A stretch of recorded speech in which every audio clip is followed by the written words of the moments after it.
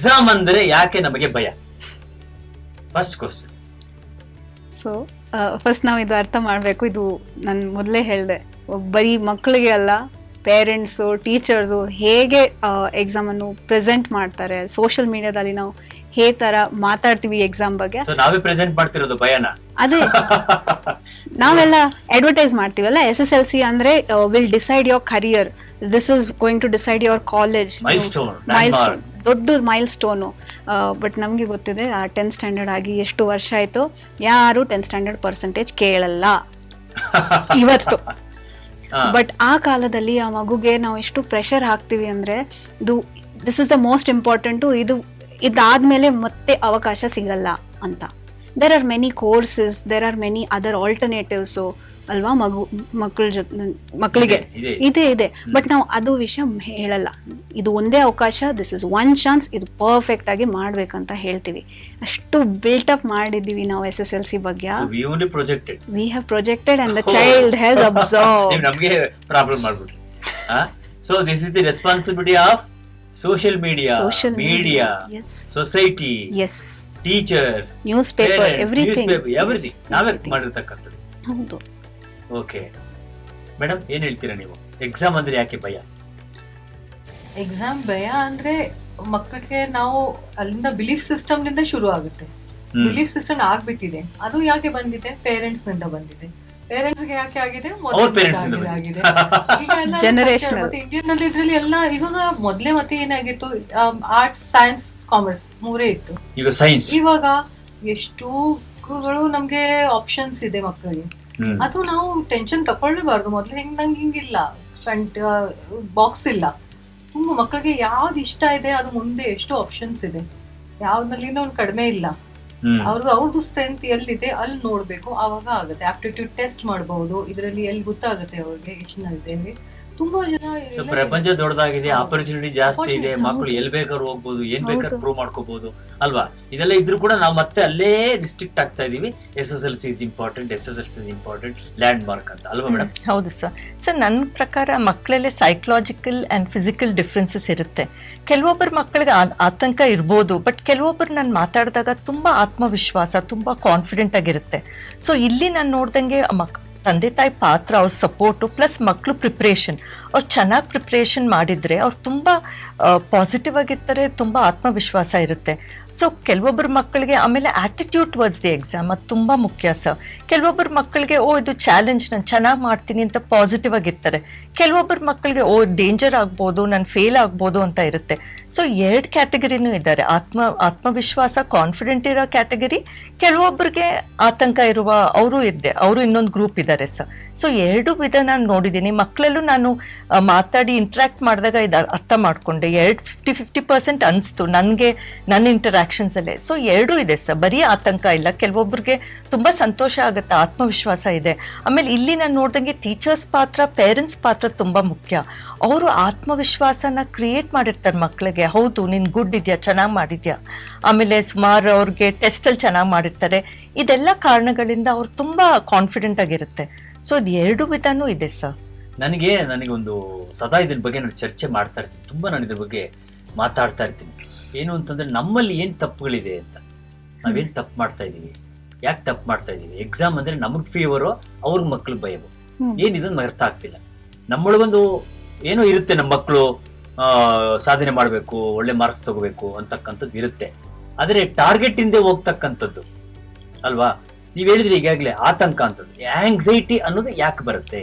ಮುಖ್ಯವಾಗಿ ಆಂಗ್ಸೈಟಿ ಬರೋದು ಕಾರಣ ಅಂದ್ರೆ, ಆಂಗ್ಸೈಟಿ ಅನ್ನೋದು ನಮ್ಮ ಮಾನಸಿಕವಾದ ಪ್ರಾಬ್ಲಮ್. ಅದು ಇಟ್ಸ್ ಅ ಮೆಂಟಲ್, ಇಮೋಷನಲ್ ಭಯ ಹಾಗೆ ಅಂದ್ರೆ ಏನು ಇದ್ರೆ ನನಗೆ ಆಗೋದಿಲ್ಲ, ಅದಕ್ಕೆ ಬ್ಲಾಂಕ್ ಆಗ್ಬೋದು. ಮತ್ತೆ ಇಲ್ಲಾಂದ್ರೆ ಬೇರೆ ಸಿಂಪ್ಟಮ್ಸ್ ಇರುತ್ತೆ. ಅಂದ್ರೆ ಏನು ತಲೆನಲ್ಲಿ ಹೋಗೋದೇ ಇಲ್ಲ, ಓದ್ತಾ ಇದೆ ಆದ್ರೆ ತಲೆನಲ್ಲಿ ಏನೂ ಹೋಗ್ತಾ ಇಲ್ಲ. ಅದೂನು ಆಂಗ್ಸೈಟಿ ಆಗುತ್ತೆ. ಕೈ ಶಿವರಿಂಗ್ ಆಗುತ್ತೆ, ಎಲ್ಲ ಆಗುತ್ತೆ, ಟ್ರಂಬ್ಲಿಂಗ್ ಆಗುತ್ತೆ, ಗಂಟ್ಲಿನಲ್ಲಿ ಟೈಟ್ನೆಸ್ ಬರುತ್ತೆ, ಅದೆಲ್ಲ ತುಂಬಾ ಬೇರೆ ಸಿಂಪ್ಟಮ್ಸ್ ಆಗುತ್ತೆ. ಬೇರೆ ಒಂದ್ ಜನಗೆ ಎಲ್ಲರಿಗೂ ಬೇರೆ ಆಗುತ್ತೆ, ಎಲ್ಲರಿಗೂ ಬರುತ್ತೆ ಹಾಗೇನಿಲ್ಲ. ಆದ್ರೆ ಅದು ಒಂದು ಯಾವಾಗ ಆಗತ್ತೆ ಅವಾಗ ಸ್ವಲ್ಪ ನೋಡ್ಬೇಕು ಯಾವಾಗ ಇದು. ಮತ್ತೆ ಮೊದ್ಲಿನಿಂದಾನು ಒಂದೊಂದ್ ಜನಗೆ ಇರುತ್ತೆ, ಸ್ವಲ್ಪ ಸ್ಟಾರ್ಟಿಂಗ್ ನಿಂದಾನೇ ಸ್ವಲ್ಪ ಸೆಲ್ಫ್ ಎಸ್ಟೀಮ್ ಲೋ ಇದ್ರೆ ಅವಾಗ ಶುರು ಆಗುತ್ತೆ. ಸ್ವಲ್ಪ ಅದು ವಿಜಿಲೆನ್ಸ್ ಇರಬೇಕು. ಆಗುತ್ತೆ ಅಂದ್ರೆ ನಮ್ ಕಡೆ ಎಲ್ಲ ಆಕ್ಚುಲಿ ಸ್ಕೂಲ್ ಪ್ರಿಪರೇಷನ್ಸ್ ಆಗುತ್ತಲ್ಲ ಮೇಡಮ್, ಈಗ ಅವ್ರಿಗೆ ಪ್ರಿಪರೇಟರಿ ಅಂತ ಮಾಡ್ತಾರೆ, ಟೆಸ್ಟ್ಗಳು ಮಾಡ್ತಾರೆ, ಅವ್ರನ್ನ ಪ್ರಿಪೇರ್ ಮಾಡ್ಕೊಂಡು ಬರ್ತಾರೆ ಅಲ್ವಾ, ಮೆಂಟಲಿ ಪ್ರಿಪೇರ್ ಮಾಡ್ಕೊಂಡು ಬಂದಿರ್ತಾರೆ.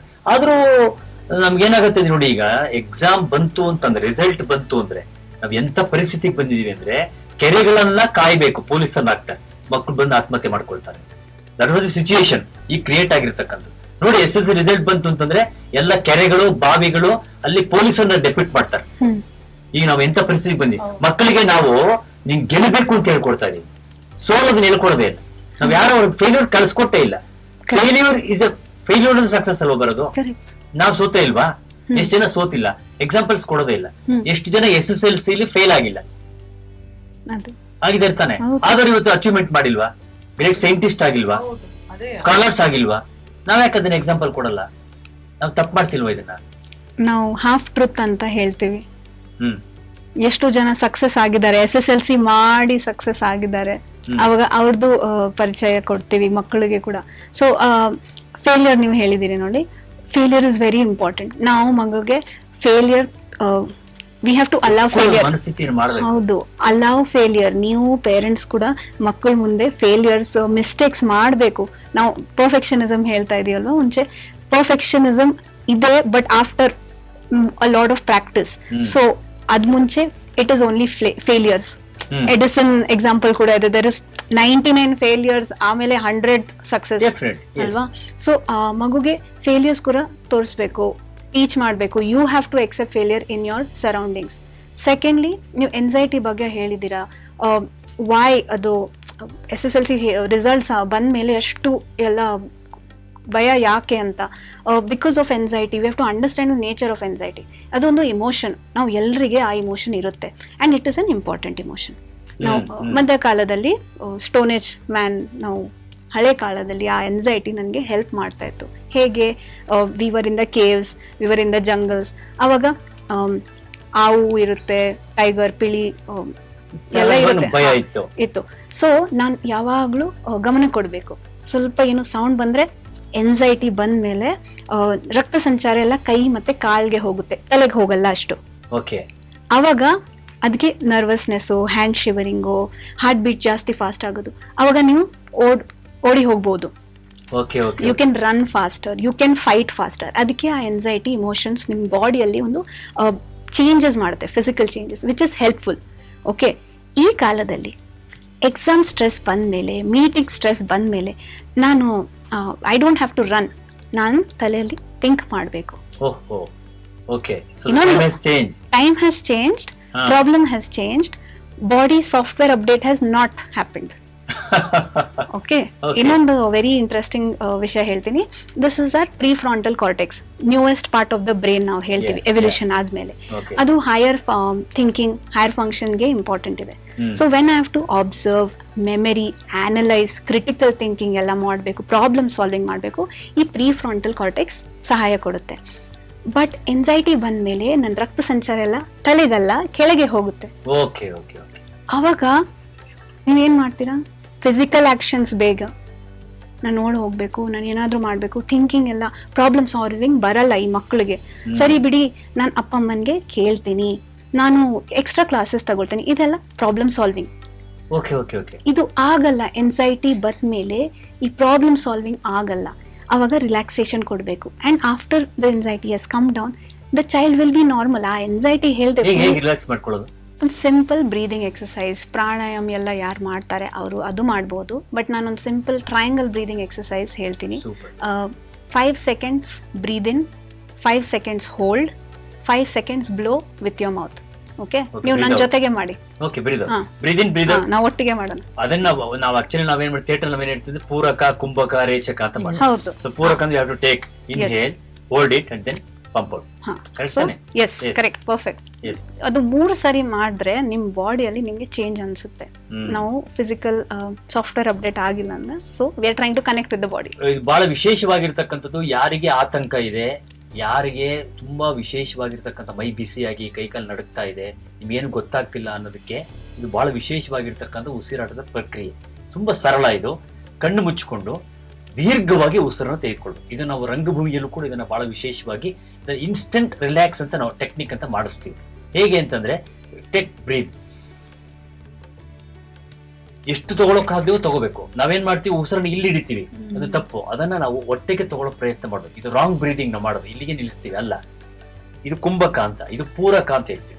ಪೂರಕ ಅಂದ್ರೆ ಉಸಿರನ್ನು ತೆಗೆದುಕೊಳ್ಳೋದು, ಇನ್ಹೇಲ್.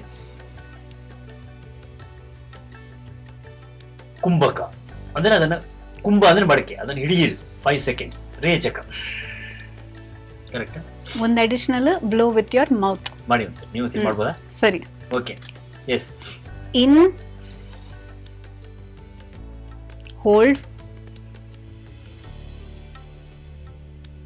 ಬ್ಲೋ. ಸೂಪರ್. 5 ಸೆಕೆಂಡ್ ಉಸಿರನ್ನ ತೆಗೆದುಕೊಳ್ಬೇಕು, 5 ಸೆಕೆಂಡ್ ಉಸಿರನ್ನ ಹಿಡಿದಿಡ್ಬೇಕು, 5 ಸೆಕೆಂಡ್ ಉಸಿರನ್ನ ಬಿಡಬೇಕು. ಬಹಳ ಸುಲಭವಾಗಿರ್ತಕ್ಕಂಥದ್ದು.